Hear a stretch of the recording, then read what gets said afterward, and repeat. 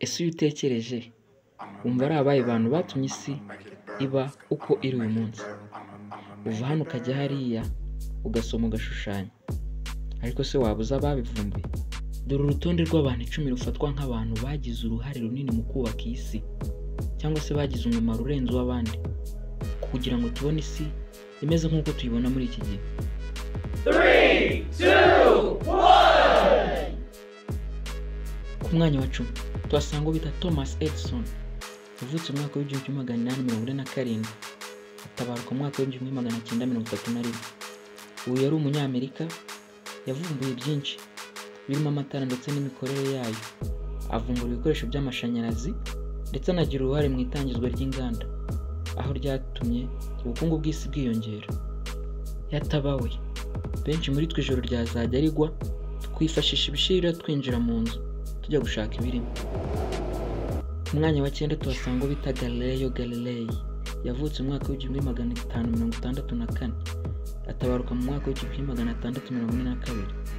Uyu yari umutaliyani w'umunyamasiyansi, aho yavumbuye ibyerekeye inyenyeri ndetse n'ibigendajuru. Uyu yatanze amakuru ariyo yanagendeweho mu bushakashatsi buteye imbere twifashisha muri iki gihe muri geography. Yatabawe, Elon Musk ntaba afite akazi kuko umugabane wa Mars ntuba warabonetse. Ku mwanya wa 8 tuhasanga Leonardo da Vinci, yavutse mu mwaka w'1452, atabaruka mu mwaka w'1519.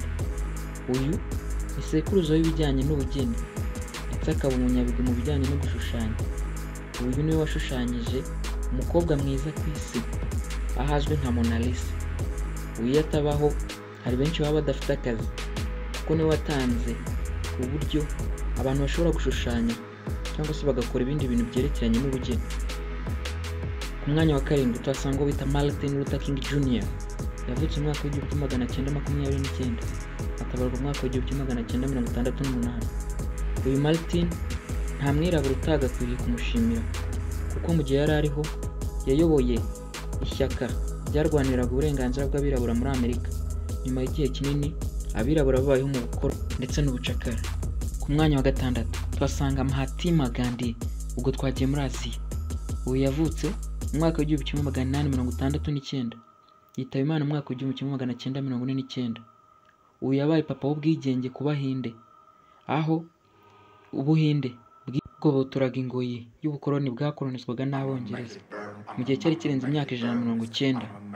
Imbere y'umugabo ho gato tuhasanga umubyeyi uzwi nka Mother Teresa cyangwa se Mama Teresa, yavutse mu mwaka w'1910, atabaruka mu mwaka w'1997. Uyu nawe yari umupfakazi w'umuhinde, aho yamenyekanye kubera ibikorwa bye by'urukundo. Yabikoze abicishije mu muryango we witwaga Missionaries for Charity. Uyu ntawe utamuzi kuko iyo atabaho benshi bari kwitaba Imana bazize byinshi mu bibazo byari biri ku isi. Tugarutse ku mwanya wa 4 bamwita Marie Curie, yavutse mu mwaka w'1867, yitaba Imana mu mwaka w'1934.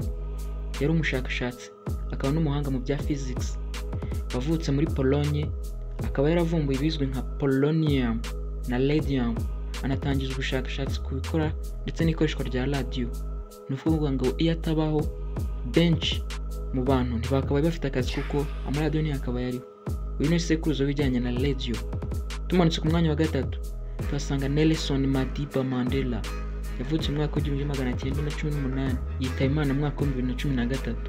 Uyu we iyo atabaho, uwitwa umwirabura muri Afurika y'Epfo ntiyakabaye akiriho kuko yahanganye n'ishyaka apartheid ry'abazungu ryari riri ku butegetsi, byanaviremo uyu mugabo gufungwa igihe kiri hejuru y'imyaka 25. Tumanutse ku mwanya wa 2 tuhasanga uwo bita Albert Einstein. Uyu yari umunyamategeko mu bya fiziki, yari umudage, azwi cyane cyane ku bitekerezo yatanze byahinduye isi, aho yabonaga isi bitandukanye n'uko abandi bayibonaga.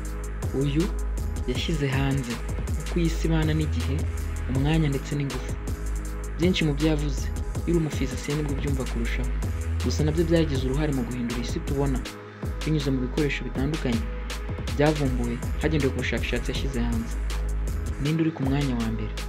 Ninde wagize uruhare ruruta urw'abandi kugira ngo isi ibe nziza uko tuyibona ubu ngubu? uba ushobora kuva ahantu hamwe ujya ahandi, ushobora gukora igikorwa kirenze kimwe ndetse n'ibindi. Ku mwanya wa mbere tuhasanga Isaac Newton, yavutse mu mwaka w'igihumbi kimwe magana atandatu mirongo ine na gatatu, atabaruka mu mwaka w'igihumbi kimwe magana arindwi makumyabiri na karindwi. Uyu yari umwongereza w'umunyasiyansi. Uyu yashinze imvano y'amategeko y'imigendekere y'ibintu ndetse n'imbaraga z'ubutabire. Yashyize hanze amategeko abiri yamenyekanye, irizwi nka law of motion ndetse na law of gravity. Uyu Newton kandi yatabawe, imibare ntibiri ku isi kuko yagize uruhare mu bubatsi imibare kugira ngo ibe uko imeze. Naha dusoreje urutonde rw'abantu 10 bagize uruhare mu kubaka isi kurusha abandi. Niba hari icyo wumvishe gitandukanye n'icyo wari uzi, reka duhure muri comment, kandi ndagusaba gukanda subscribe, share na comment. Ndabakunda cyane.